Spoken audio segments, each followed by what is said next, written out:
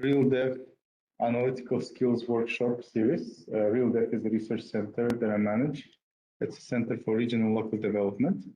We do a lot of quantitative analysis. That's why we want to introduce and qualitative. So we had NVivo series, we had Intro to R, Intro to Stata now, we had AView session last week. So Intro to Stata will be part one today and part two next week. Okay. So Stata or Stata, the way whatever you want to pronounce, is a statistical software for any statistical analysis. It's very similar to R, and two of them are probably the most popular program. The difference is that R is free. Of course, you can use Python, but Python is more comfortable for those with IT background. If you're in statistical analysis, quantitative analysis, it's either R or Stata, especially for economists. R is free, R is available, it's relatively easy to use, but in my opinion, Stata is more user-friendly. So I'm going to show you why, because a lot of comments are very logical. So if it's equal, it's equal. In R, you have this arrow sign. I don't know, I'm still not used to it. Yes, Stata is not free. In fact, it's expensive. But if any of you have research where you want to apply Stata and you want to learn Stata more, we purchased a license at our research center, and we have a computer here in the research hub where you can use this. So you can come, sign up for a specific time, upload your data, use data for your analysis, get all the outputs so you have access to it. Okay, just contact us, contact Research Hub, and we can arrange that. So technically, at SDO, you have the access in the computer here. Okay. So the reason why R and Stata have this huge advantage over other programs, like there is SAS, there is SPSS, because since they are comment-based, there is a huge community of those who generate new comments every time, new lines of comments. For example, like Stata is R is community-based, so R, there is no like a big corporation that controls it because there is no profit for it. So R is community-based, and some people who come up with new methodologies, they just write R packages, and then you I believe Ablai teacher called it libraries. So you have libraries, you download them, and those libraries include things that were pre-written by the community members. Stata has something similar. Because Stata was so popular before, there is a Stata forum, there is a big community of those who, like whenever there's a new methodology developed in statistics or econometrics, the users develop those new comments themselves. And then Stata adds them into these packages. So both Stata, you think of this Android-based and iOS-based, right? Like, it's not like Apple or Google, they develop the apps all the time. Communities develop the apps based on either iOS or Android, right? So this is very similar. Stata and R, they provide these outlets to do statistical analysis, econometric analysis, and the community is the one who develops a lot of these comments. And because these communities are in thousands, tens of thousands, Stata and R went quite ahead in this type of advanced new methodologies. Okay, unfortunately, SAS and SPSS they're supposedly user-friendly because you just mark whatever the statistical analysis you need, but they don't have this type of big community. So whenever there is a new methodology, it's up to their corporation to add them into this interface, and it takes a long time. While in Stata and R, whenever someone posts a new comment, all you have to do, like in R, it was like add library or something like that. Here, you can see here there's a new update available, update all, or you can just say SSC install, and then just you add the comments. Like for example, I believe I'll check too, I don't have it. So imagine you hear there is a new comment that helps you organize the data or helps you apply new methodologies. all you have to do is write ssc install and the name of that new command, and that's it. As long as Stata adds it to the library. So Python, obviously, you can use Python, MATLAB for your any statistical purpose that you want. But it requires people to develop some of these new methodologies to be added to the library. Or you will have to do it all by yourself. For example, in econometrics, we have this 2SLS methodology, right? First stage, second stage. Technically, well, even let's go even simpler than that. OLS, regression methodology, the simplest methodology. What happens in the background of the OLS is that you multiply the matrices or vectors, and then eventually you get some kind of result number, right? You can do that in MATLAB and Python. You can write the codes and then get to that number yourself. But in R and in Stata, it's just a reg comment. That's it, regression.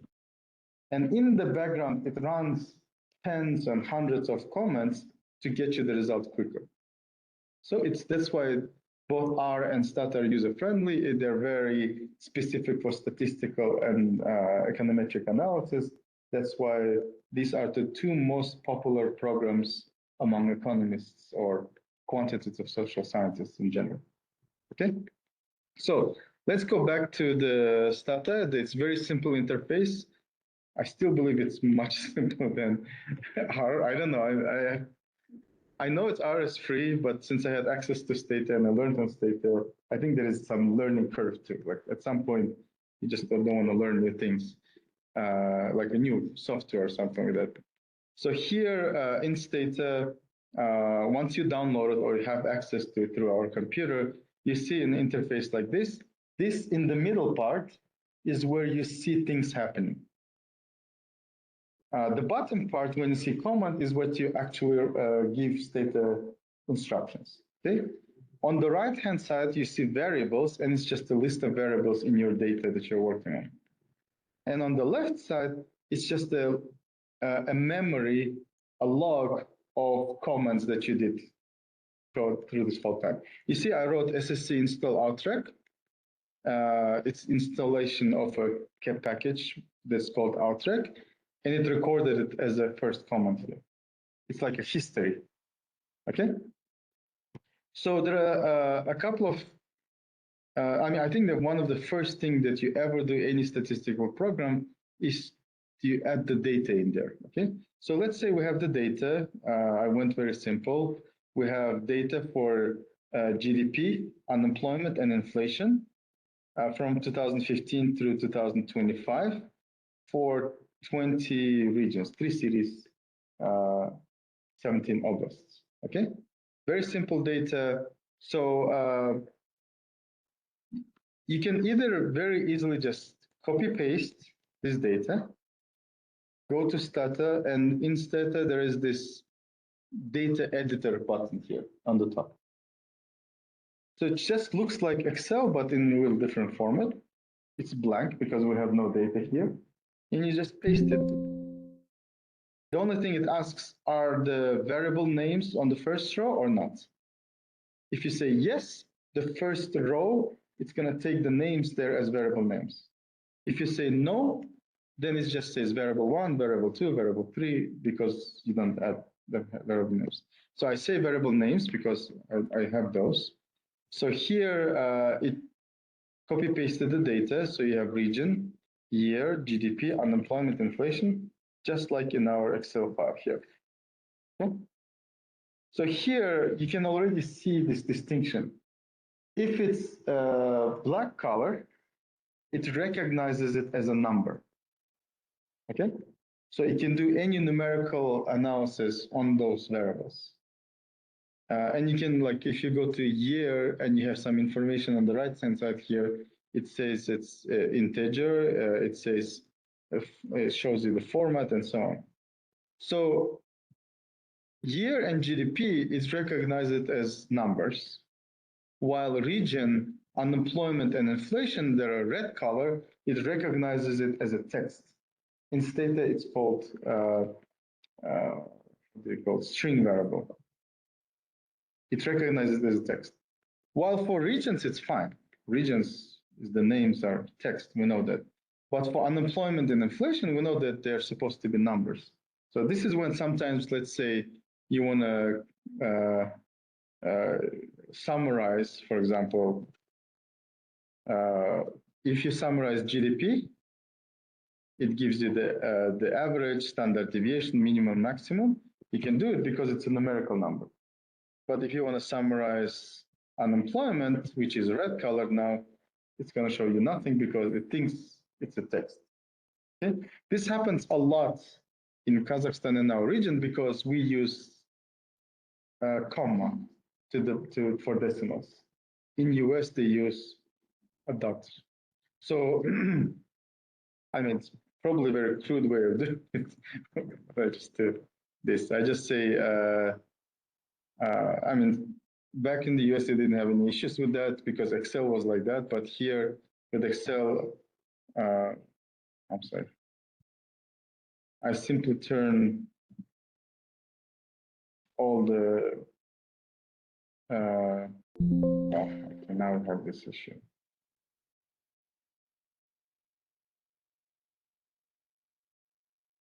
So let's see how we can get, if we can say it's a number, we can kind of simplify it and just decrease it into 0. We'll have a number like this.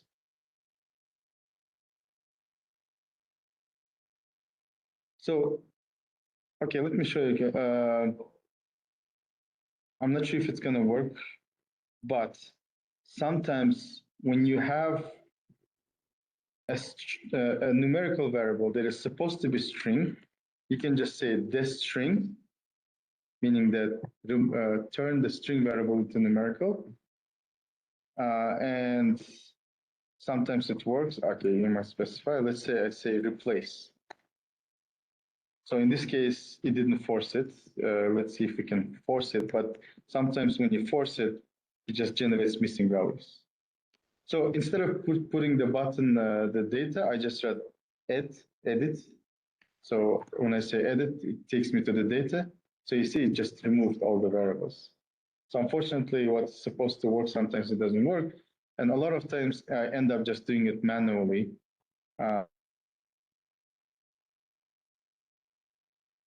Let's just simplify it and just use this row, okay? Here, Excel does very weird thing.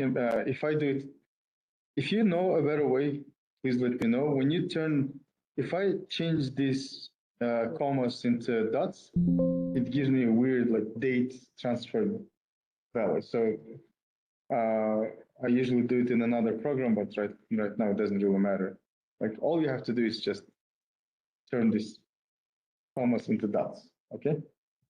So for this exercise, let's not deal with that. It's more like a Excel thing to do. So I'm just gonna remove the commas altogether, and then I clear my data. When you say clear, it removes everything. The whole thing is cleared. I go to edit again.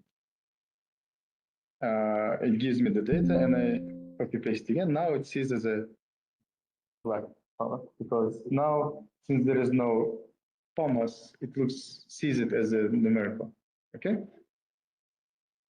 So now that we have the data, you can see the variables on the right-hand side, you see? I can actually label them. If you want to make it look nice, you can rename them. For example, I want the whole full name. Let's say I say rename. That's why I say Stata is more user-friendly because you just tell it what to do, right? You say rename inflation, name of the variable, rename it to full name, inflation. That's it. On the right-hand side, you see the name change, okay? And then you can say sometimes you have a survey data where the names are like A21, B21, or Q21. You cannot have a whole question in the name of the variable, but a variable name cannot have spaces. So to make it easier, sometimes you just say label variable or var. I'm used to label var inflation, for example. Or let's GDP because GDP is an abbreviation, right? And then in a how do they call them? Not brackets, the quotations, write gross domestic product. If you do that, there appears a label next to the variable. Okay? So if you want to make your data look nicer, you can put all the labels, define it, so that when somebody else uses it, you know exactly what you're working on. Sometimes when you have to share your data, it's very convenient because you can name your data the way you want to. Sometimes you call it GDP, sometimes you gross DP or whatever. So it's easier for people to kind of understand. Of course, label has 80 character limit, so you cannot put everything, but you can still kind of define it. Okay. So now we have 5 variables. One of them is string variable, and you can go back to edit, or you can use this button data. And that's another thing that I like about Stata. Unlike R, from what I've seen so far, you can clearly see your data, how it looks like, right? Just like in Excel. When you make some changes, you can see how it changes.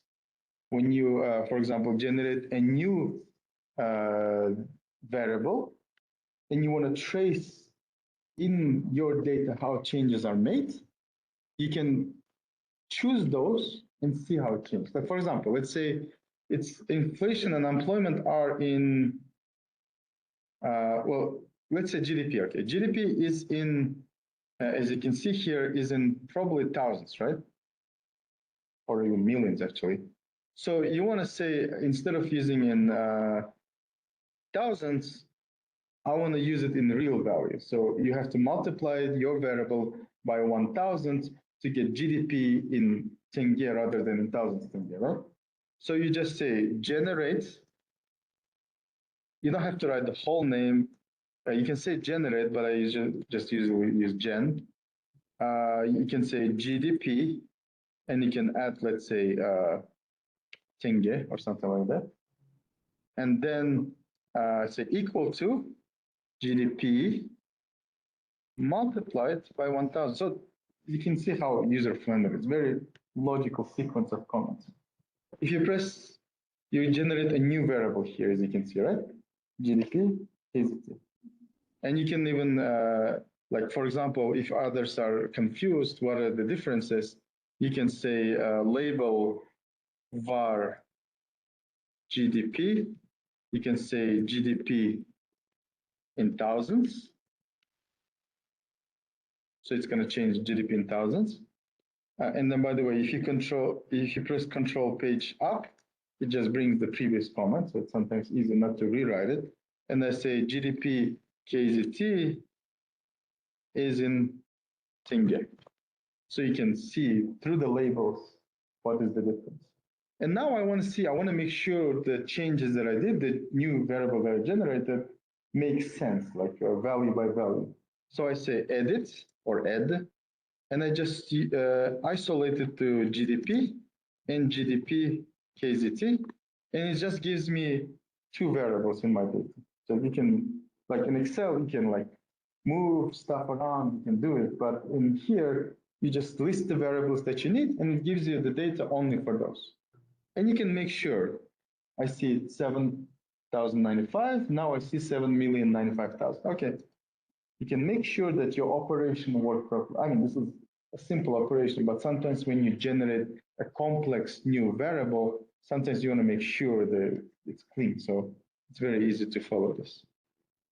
So now that I have this, and you can see from the left-hand side, all the comments that I did are recorded as a history. So you can come back to any of those later. So now, so far I'm working kind of freely on this. We used to do, like when we started learning Stata, sometimes there was this, our teacher used to ask us to log all the comments, okay? I don't think we really need it anymore. Maybe some papers might need that. So if you say like log using, let's say, Stata Stata intro 1. It starts a log. From that moment on, all your comments and all your results are recorded into that log. Okay? Let's say I go and say sum GDP, summarize GDP, summary statistic, right? It gives me how many observations I have, what's the average, what's the standard deviation, minimum, maximum. And then I say log close, it closes the log. So in that log, all you have under one comment and one result. And it's like a clean version of what you did in Stata. But nowadays, nobody really asks for that beyond classroom, so it doesn't really matter. What matters is the do file. So in do file, you record all your necessary comments after cleaning up all the unnecessary ones. And then in the do file, you can make a comment, explain what you're doing. And using the do file, when you, for example, prepare a do file, it's a list of comments. You can just run that once, and it runs all the comments. So you transform, generate new variables, do some analysis very easily. So a lot of times they don't ask for logs anymore, they ask for do files, meaning that how did you do the analysis, the comment by comment, okay? For that, we go to here, new do file editor. So it opens a new window, which is not necessarily user-friendly because now you have to operate in two windows. This is something that I had a little bit issues with. But in this do file, here you can write whatever the comment you want, and then you can write a series of comments, and then just run them one by one or in series, instead of using in this window here, okay? So for example, here I write summarize, and I can even add a context. If I put a star in front, it doesn't recognize it as a comment, it recognizes it as a simple text. And I said, first, I want to summary statistics of my variables, okay? So I put sum, which is summarize, short for summarize. Then I add GDP. I want a summary of inflation. By the way, if you put a tab, I mean, I don't have many options. Like for example, for GDP, if I write GDG and press GDP, for some reason it doesn't do it here. Why doesn't do it? It doesn't matter. When you have many variables, it starts giving you a list of options where you can choose from, so you don't have to type. But I can just type myself. So GDP, inflation, I have to put the full name because I changed it, and unemployment, right? How did I mean unemployment? So I want to summarize GDP, inflation, and unemployment. I want for each number of observations, mean, standard deviation, minimum, and maximum. And then I can move on, I can do other stuff. So then I can go to, I don't know, list of regions, but we'll come back to that. So here, once you save this do file somewhere, it's there. So you, in the future, instead of writing summarize every time, it's already in there. So what you do is you mark this section, and either you push this run button here, execute, or Control D. If you press Control D, as you can see, it runs it in the main interface. So it added the context, summarize statistics of my variable. It shows you the comment that you ran, summary, GDP, inflation, unemployment, and then it generated it. So I can see for GDP, there are 220 observations. Average GDP is 7,327,000 tenge. This is the standard deviation. Minimum is this, maximum is this. Okay. So there is the same for inflation, the same for unemployment. It gives me across regions and years. It gives me the average. I mean the sum of mean statistics. Okay. So now next time when I want to run it, I don't have to. I have a do file as like a recording of, not recording, like a cheat sheet of my comments, right? So I don't have to go back to it again. Okay. While we're in summary, if you add a D in the end or for details, I'm not sure if it's going to do for everyone. Yeah, it does. But let's do it for one to make it cleaner. So if you want to summarize GDP, you can add D for more details, and it gives you a little more details. It gives you percentiles. It gives you the variance, skewness, kurtosis. It gives you the 4 largest values, 4 smallest values. So it just gives you a little more context into it. Okay, so if you want to know a little more, from here you can see if there are some like 1, 2 extreme values, because from here you see that the 4 largest ones are kind of, there is no like super extreme value, 1, 2 values that are looking weird. That's how you look for extreme values, the outliers. I'm sorry. Okay. So summarize is very simple. I'll show you another level of it, but first I want to do tabulations. And that's what I use a lot as well, just to get an idea of your data. Tabulation is giving you a list. Like if you say tab, and how did we call it? Region. If you say tab regions, here now it gave me the option to finish it. So if you tab regions and then Control D, or you can just do the same thing here. If you want it to be recorded and you're going to use it later, you can put it in the good file. If you're not, if you're just exploring the data, you're not going to need that command later. You can just write it here, tab. You can write regions, of course, or you can just select it from here, whatever the variable is.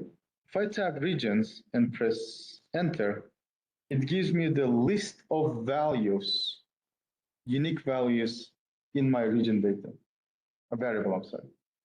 So in the region variable, I have the names of the regions, right?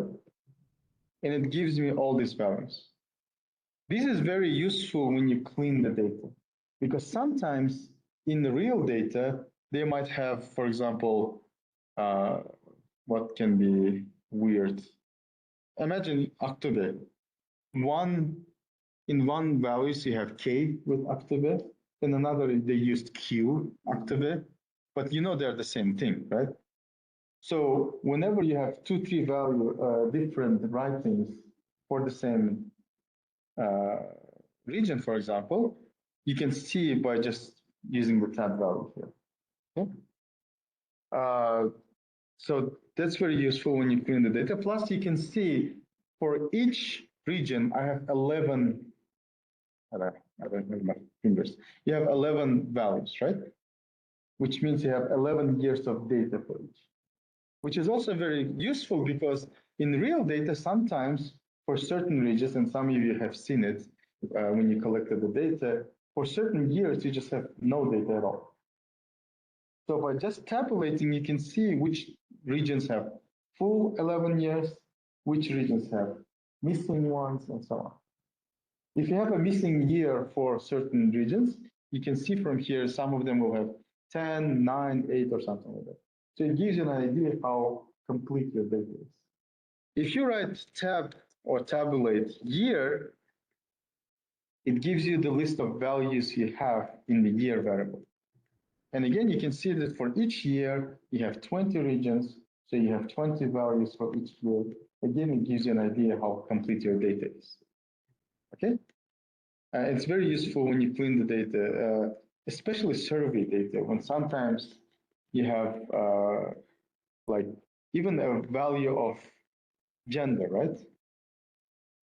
You might have this, like I did this recently, and you have survey in two languages, and you have male in Kazakh and male in Russian. But in data, it sees it as two different because the writings are different. Yektiv and then Mushko. But you know it's the same thing, it's just two different languages. So you have to combine them into one value. Okay? So there is a comment for that. I don't have it here, so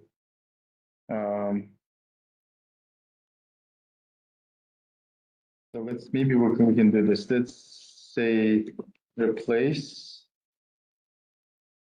So imagine this situation. Let's say it's hypothetical. It says 2025. Doesn't make sense.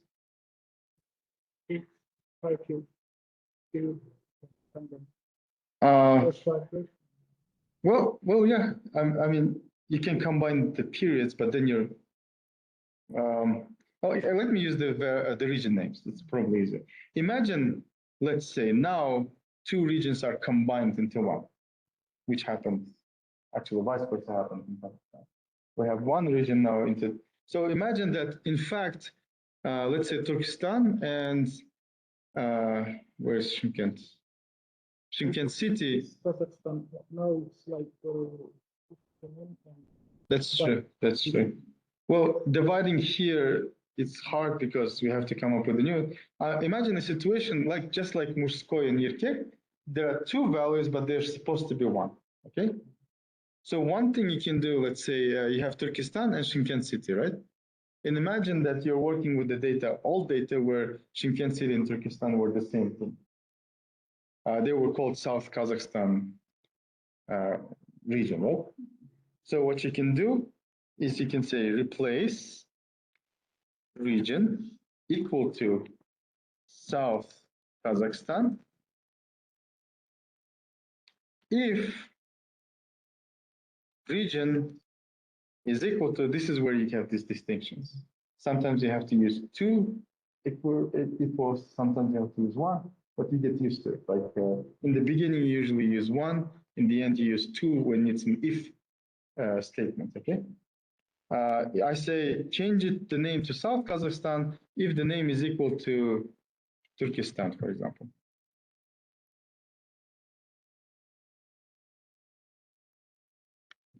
If I do this, it replaces everywhere it says Turkestan, now it says South Kazakhstan. Now I do the same for, I pressed Control page up to come back to the same previous comment, because all I have to change is the name here from Turkestan to Shymkent city.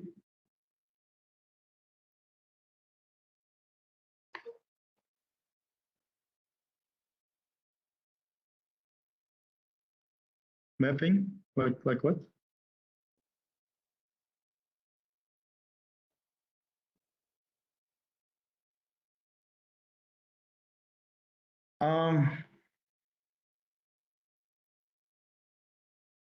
Not that I know of, because you have to give like algorithmic instructions, right?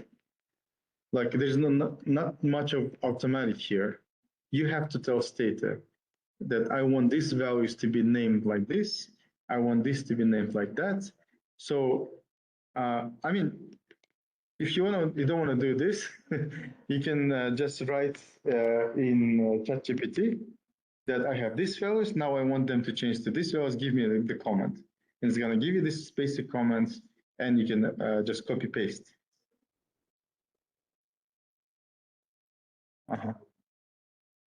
Well, you can combine this technically into here. For example, you can say replace, and you can add and or more values, the expression. So for example, let's say I want to change Olutau and what was the other one?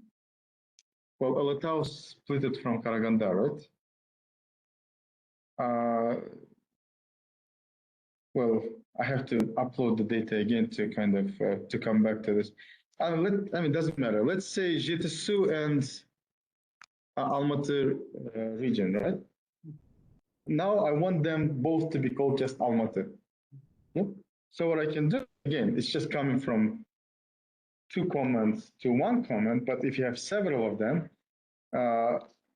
let's say I want to replace region equal to, let's call it, let's bundle all the north regions or west regions. West regions or something like that. I'm just playing with data right now. It doesn't make sense much. And then you can say if region is equal to Aktobe, right? Or, and this is the or sign. And sign makes sense. And sign is here. But you can say or region, you have to rewrite it again, but you have to do the Atrao. Where is Atrao? Am I writing it correctly? Yeah, Atrao. Or region is equal to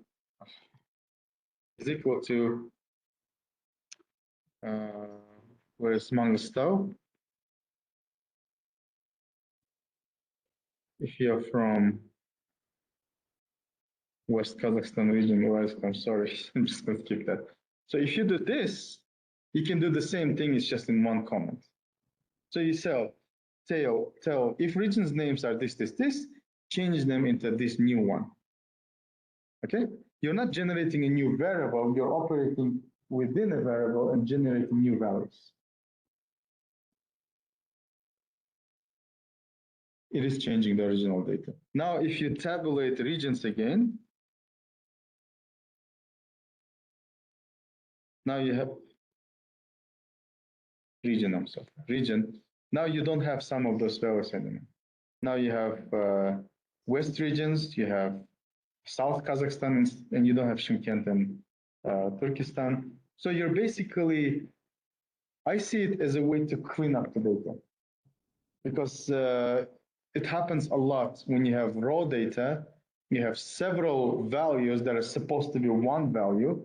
You can clearly see through the tabulation, and by replacing them, you can merge them into 1. Okay?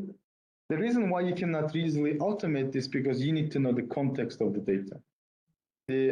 Some of it, maybe it's easy for this data to understand that Yerkek and Murskoy should do the same thing, but sometimes you have Mut and then Murskoy, and then even M, and then it's for you to tell Stata which ones are the real, the categories, okay? So tabulate helps me a lot to see the data, to understand the data, and then clean the data to the level that I need. Because I know that Murskoy and Yerkek are the same thing. If you don't clean up there, in your analysis, it's gonna see it as 2 different categories. And then you mix up all the language effects and other effects, so just have to combine it into 1, okay? So tabulate is good. Then, for the time that we have, another thing that I find it useful is cross tabs or cross statistics. Okay, so if you use a comment, and I use it a lot, tab stats, tabular statistics, so it's like a table of statistics, and then you can look into variables based on other variables. For example, I want to see tabulate tab stats GDP, right? GDP variable, and I can do it. I mean, you can specify after the comma, you say by regions. I want to see for each region, I want to see statistics for GDP. But here you have to specify which statistics. And then in the options you add, I want to see mean, I want to see standard deviation, I want to see minimum and maximum. So if you run this, this is what you see. For each region, you see the average GDP standard deviation and minimum and maximum for across years, right? And you can do the same thing if you run the same command, but instead of region, you specify year. It's going to give you across regions for year 2015, what was average GDP. So here you can see the trend, right? Then you can say, you can play around and say, add if statements. So for example, I want to see GDP by year for this specific statistics, and you add more statistics, anything you want to hear, variance and everything. So you want to see this, but you want this for only for specific region. So you add if region is equal to, and if it's a string variable, you have to put quotations. If it's a numerical variable, you don't have to. So you say, I want to see for region South Kazakhstan, for example. So if you press this, it's going to give you, I mean, the average is the same as, there's no real average because it's only one value. So 1 year, one region has only one value, but sometimes if you want to specify, it's easy. Imagine you have this, we have regions, right? And now I don't want regions, I want like parts of Kazakhstan, central Kazakhstan, south, west, north, and east, right? So if you have that variable, it automatically uses the regions in that part of Kazakhstan and then summarizes, gives you the average, okay? So I don't have it here, but you can easily generate it. Imagine you have regions and you want to generate like, you say generate, you call it, I don't want to call it regions anymore, parts of Kazakhstan, right? And you say, this is equal to, and you can name it north, right? Equal to north, and they say if region is equal to, and then you just list northern regions, right? So which ones do we have? Let's say Kostanay. And then, or it might be, I just copy paste to make it easier. What else is in the north? Should we add Pavlodar? Well, North Kazakhstan. And Pavlodar.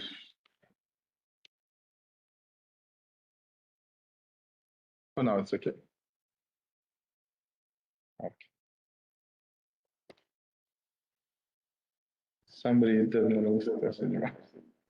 It's exactly when the class is supposed to finish. Somebody hacked the system or something.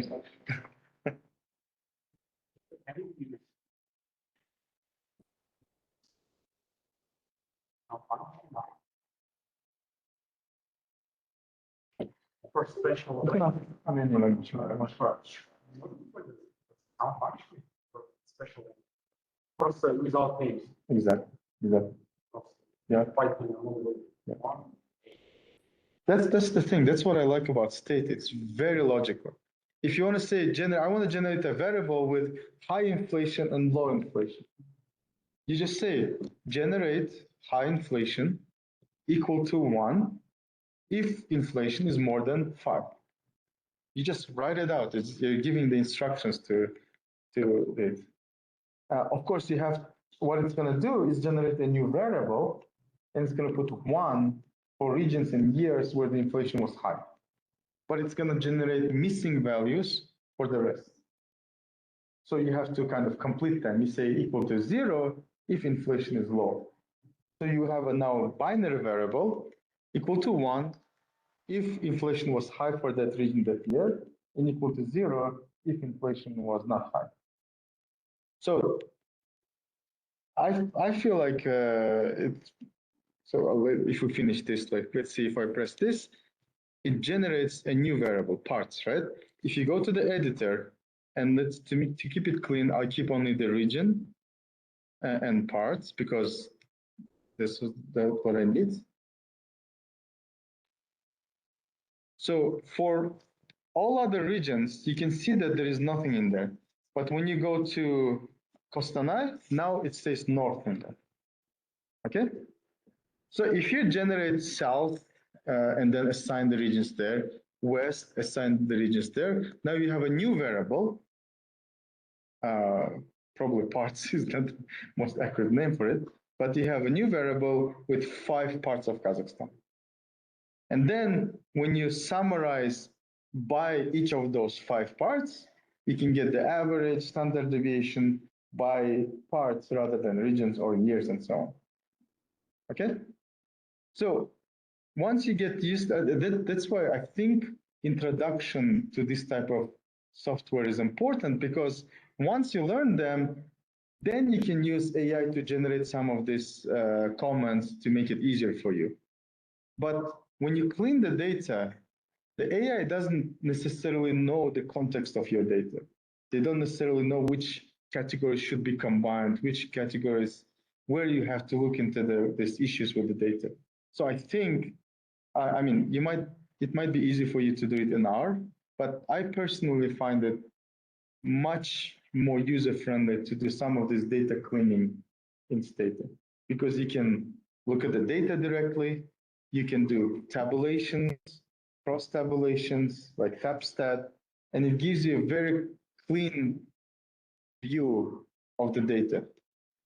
And then once you have the data ready, since Stata is popular, you have all the necessary comments that you need for your analysis. Starting from simple reg, you put reg, GDP, and GDP becomes your dependent variable, and all other things that you add afterwards, unemployment, inflation, becomes your independent variables. You press, it gives you the coefficients, it gives you all the information needed, and so on. Okay? And since Stata is popular, whatever the new methodology comes up, regression discontinuity, difference in difference, you have the packages there already.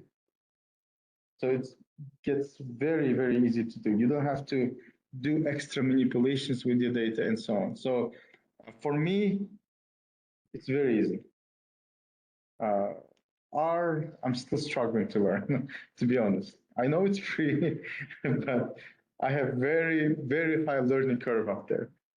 If you get into it, you work with ChatGPT and other programs to learn, to get into it, then R, since it's free, it's easy to use. But if you want to learn Stata, we have Stata subscription here. So you can come, play around with the data, do some analysis. If you want to do more like heavy analysis, you can do that as well. So we have a subscription. Hopefully, through the projects and grants that we get, we're going to keep that subscription going. In the very extreme case, I have all version that I copy pasted. So either email me directly or Research Hub, because Research Hub provides this amazing environment here for any research-related activities. Technically, it's for faculty, but if you're a research assistant in the real dev, in our research center, you can get access as well. Okay, so let's stop here for the introduction. We're going to continue a second part where I actually add regression analysis and other parts of the analysis. But this was just how to put the data in, how to manipulate the data, see the data, clean the data, get it ready for your analysis. And then for the analysis part, we can focus more next week. Okay? Well, thank you very much. And Professor? I'll see you next week.